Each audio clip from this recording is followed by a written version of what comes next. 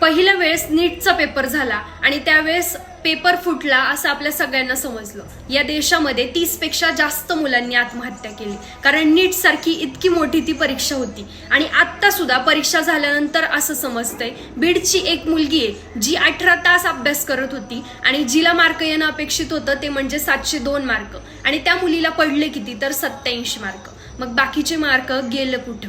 म्हणजे ही सरकारचं जे काय आतमधनं चाललंय ना, ही खूपच म्हणजे खूप वाईट परिस्थिती आहे या महाराष्ट्राची किंवा संपूर्ण देशाचीच.